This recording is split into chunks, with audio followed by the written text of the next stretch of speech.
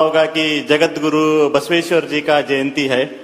पिछली बार जब आपने लंदन को आए थे तो तब आपने जगत गुरु बसवेश्वर जी का प्रतिमा का अनावरण किया था। तो मेरा प्रश्न आपसे ये है कि आप उनके जीवन और उनके विचारों को कैसे देखते हैं और आप क्या उनके विचारों को कैसे आगे ले जाने के बारे में सोचते हैं?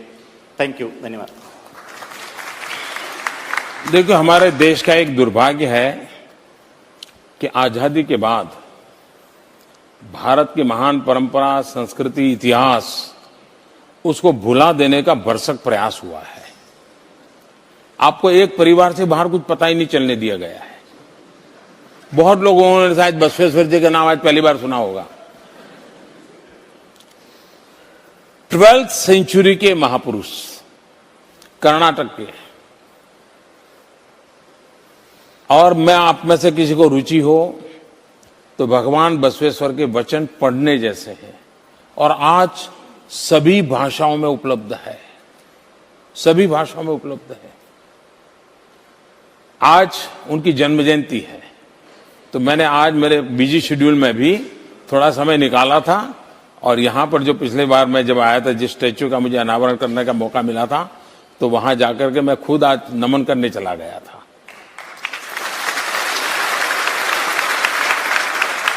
देखिए, हमें हमारे लिए गर्व ही नहीं है, हमारा दुर्भाग्य ही है जी। हमें अपनी महानताओं का पता ही नहीं है।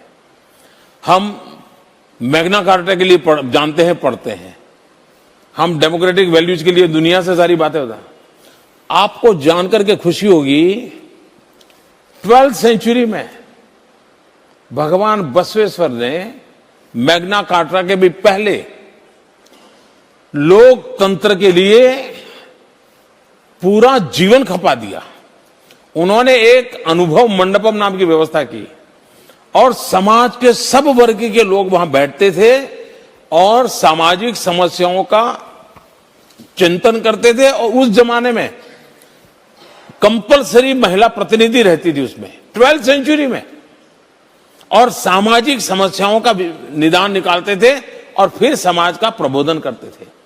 हमारा देश जातिवाद, ऊंच नीच, छूत अछूत, इसमें ऐसा बिखरा पड़ा था। भगवान बसवेश्वर ने इन सबको एक छत्र छाया में ला करके ऊंच नीच, जातिवाद को समस्या करके सबको जोड़ने का बहुत बड़ा काम किया था।